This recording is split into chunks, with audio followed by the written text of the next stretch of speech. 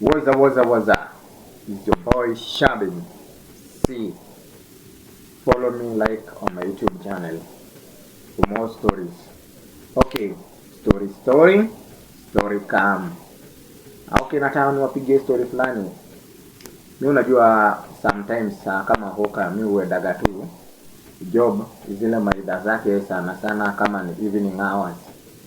Mimi nikatoka kwa nyumba tu vizuri, nimeteremka hivyo stage nikaingia ndani, kapiga zangu seti hapo kwa ndani mpaka hadi ndani ishone.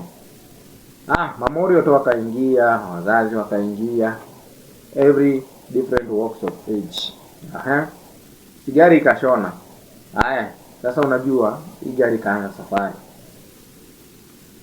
Huko nyuma kulikuwa na yo fulani alienda kakana huko nyuma, na huko nyuma inabebanga mtu tano. So huyu yo kukaa alikuwa amekaa karibu na dirisha, na huyo akaanza alikuwa tu zake tu, ana tu riba za mtu hapo tu, riba tu zake za kuchana tu. Yenyewe mashavu yenyewe ilikuwa mashavu ilikuwa imefura kama corruption ya Kenya So huyu jango ile kujisetu tu hapo sigari na ikatoka kaanza kutupeleka.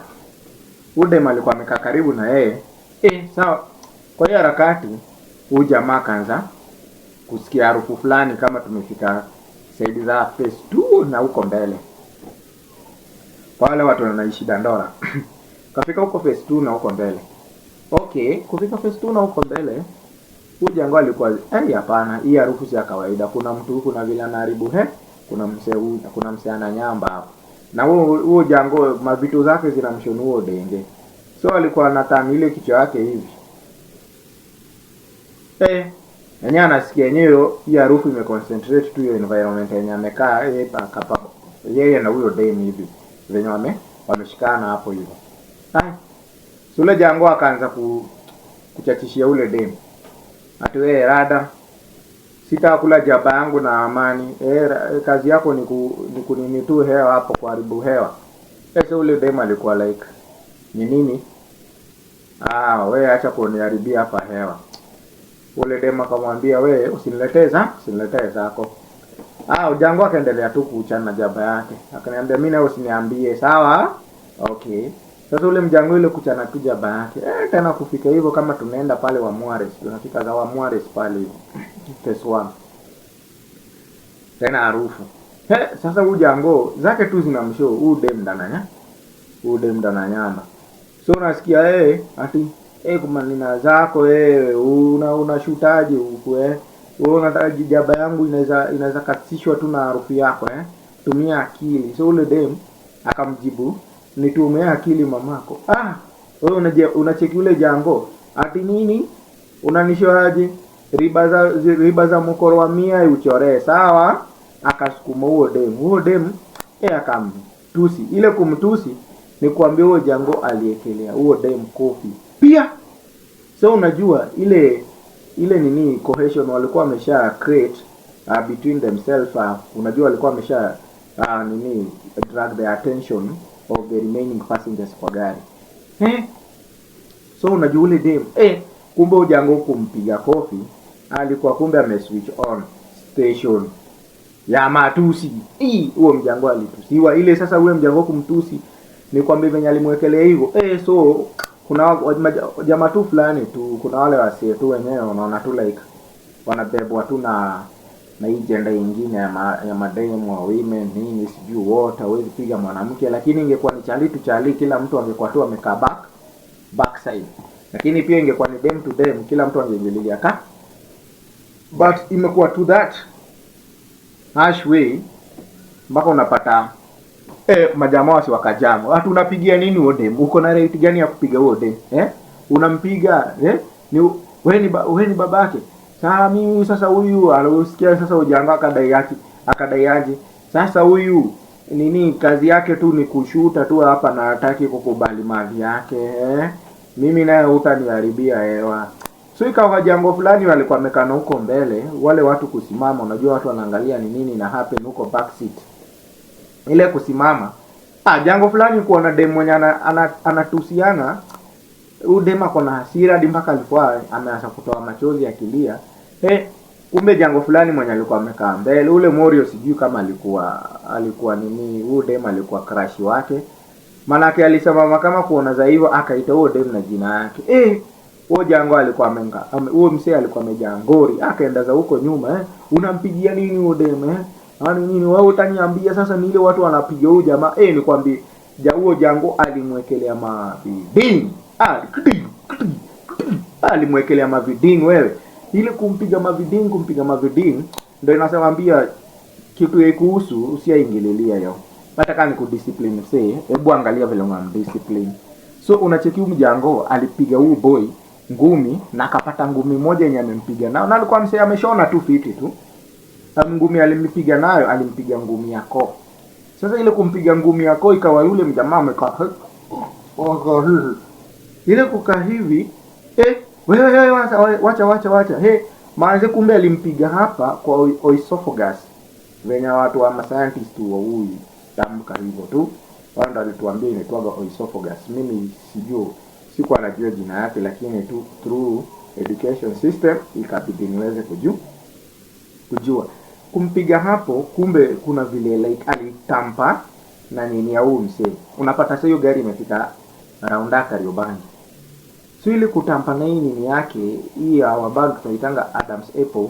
So mjamaa hakuweza ku inhale na ku exhale. Gari si ikabidi imesimamishwa. Kumbe kwa hiyo harakati msee, kumbe mwili wa binadamu iko delicate. Imagine huyo Yovi alipunch mwenzake za hivyo.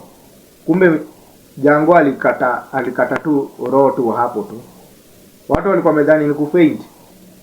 Gari inapita bwana, inafika pale Kariobangi North huko.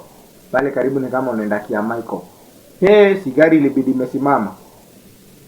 Hatirada nini we. So unajua dereva kadai aje, hii ni kesi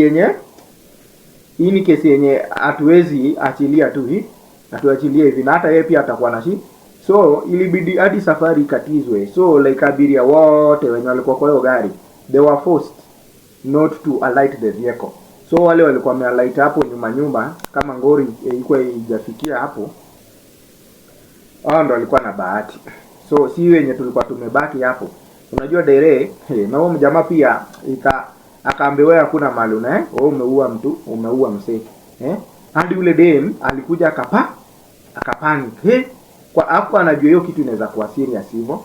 Nikwambia sasa dere ilibidi pale Kariobangi North kuna kwa na karive hapo hivyo. So na kuna kwa na roundabout. Unajua ilibidi huo dere apige U-turn, arudi za hivyo. Sasa ni kupeleka gari stage, kuandikisha kesi. Tuko na maiti ndio huyu. Na imehappen tu kimchezo tu. Tuko na maiti.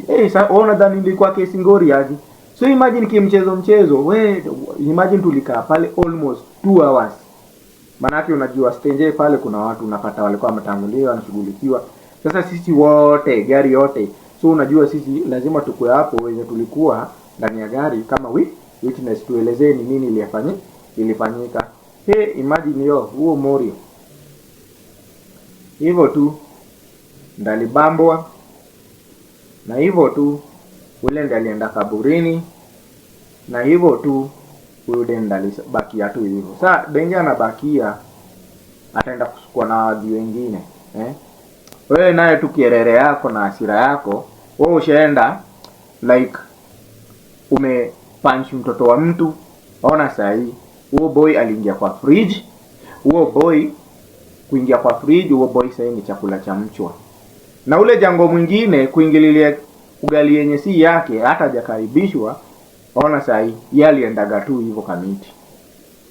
Na murder case. Na unajua murder case inakuwa life sentence. Siachana kama zile riba zani sijui nasikia sijui Hong Kong ama hapo wapi kule kina Ong Bak wanatoka Thailand. Ngo kina Ong Bak mali wanatoka huko Thailand. So huko unajua unakuwa beheaded. Hiyo life sentence inakuanga mambo na ku behead msee ya kitu kama hicho.